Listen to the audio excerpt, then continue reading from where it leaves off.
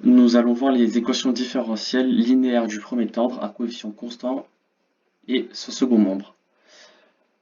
Donc, les équations différentielles sont des équations qui s'écrivent de la forme des f de x sur dx plus f de x qui est égal à 0. Donc en fait, une équation différentielle, c'est une équation dans laquelle on fait intervenir la dérivée première ou les dérivées secondes d'une fonction, ainsi que sa fonction elle-même.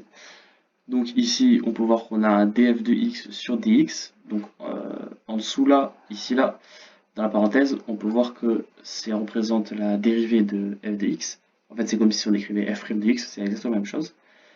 Plus 5f de x qui est égal à 0. Donc, premier ordre parce qu'on a la dérivée première. On aurait pu dire second ordre, mais il aurait fallu la dérivée seconde. On dit coefficient constant parce qu'il y a des coefficients constants devant les fonctions. Donc ici on a alors le 1 que j'ai mis entre parenthèses ici là, c'est comme si c'était 1 fois ça, enfin comme 1 fois la dérivée de f de x.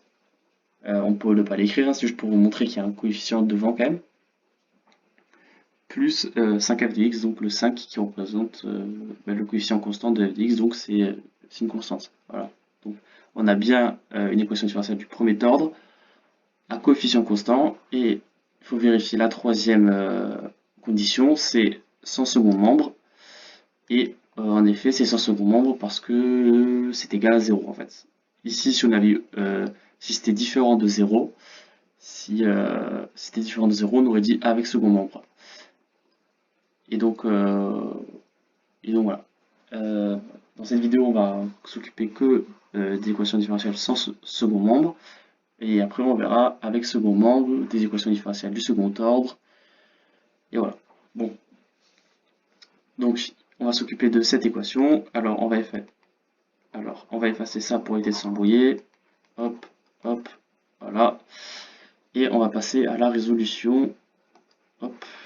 Alors, il y a plusieurs étapes à respecter, mais vous verrez, elles sont simples. Alors, la première étape, c'est d'écrire l'équation, enfin de réécrire en tout cas l'équation différentielle homogène.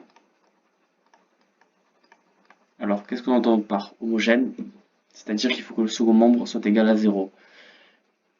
Et bien ici, on travaille sans second membre, qui équivaut à dire que le second membre vaut 0.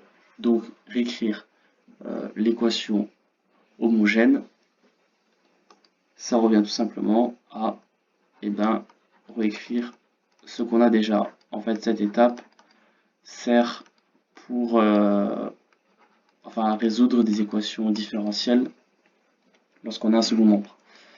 Donc, première étape de fait.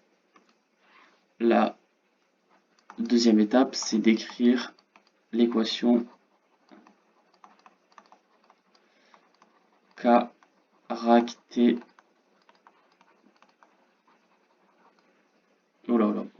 Pardon, l'équation caractéristique. Donc, pour écrire l'équation caractéristique, c'est pas compliqué. On prend l'équation différentielle et on remplace donc tout ce qui est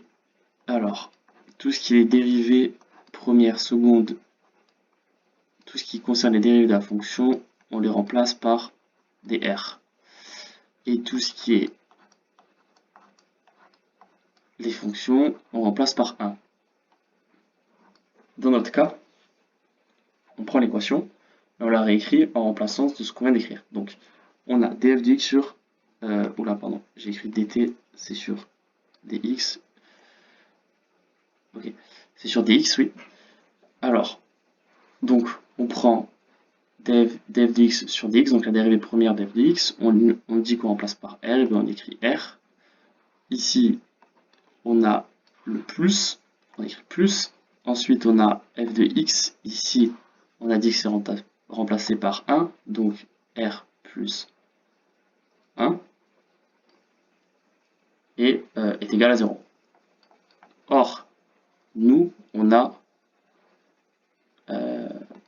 on a ici là un 5. Donc, on doit le placer. Donc, on le place où? On l'a devant le f de x. F de x, c'est f de x, on a dit que c'était 1. Il faut qu'on remplace par 1. Du coup, en fait, c'est 5 fois 1. Bon, une fois qu'on a ça, on résout. Ça vaut r plus 5 qui est égal à 0. Et c'est équivaut à dire que r est égal à moins 5. On est tous d'accord sur ça. Une fois qu'on a trouvé r, on peut passer à la troisième étape et la dernière, qui est écrire donc l'équation homogène en fait. Enfin, c'est ça. C'est la solution homogène plutôt, on va dire. La solution homogène.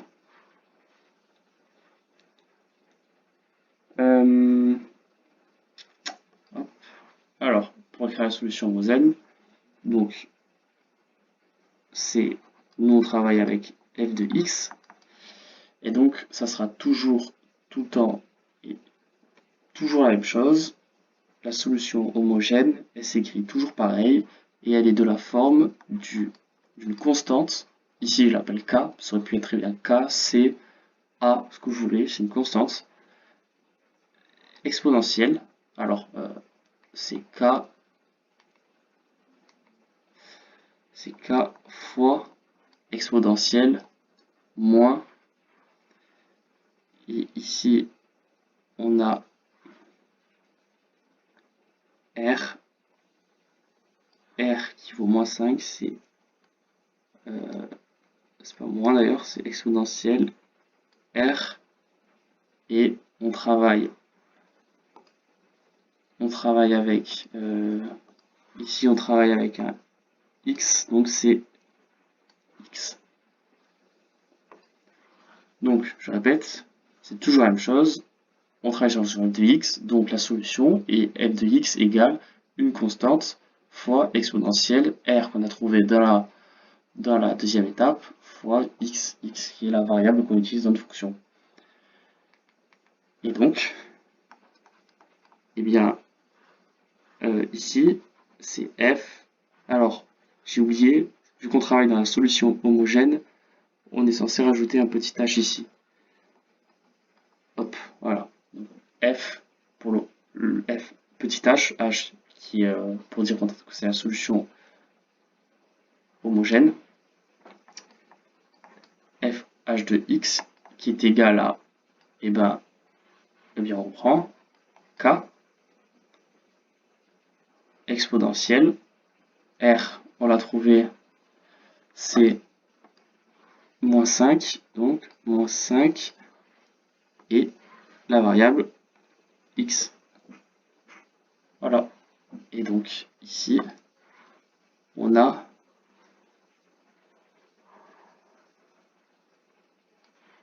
notre solution avec k qui appartient à l'ensemble des réels.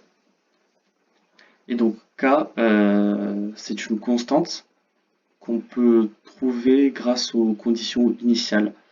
Dans cet exercice, nous n'avons pas de condition initiale, donc la solution de cette équation différentielle est en fait fh de x, donc f de x qui est égal à k exponentielle moins 5x. Et vu que on n'a pas de second membre, on peut même enlever le petit h en indice. On peut juste écrire que la solution c'est f de x égale k exponentielle moins 5x. Voilà, vous avez résolu donc cette équation. On a donc bien résolu cette équation différentielle. Merci.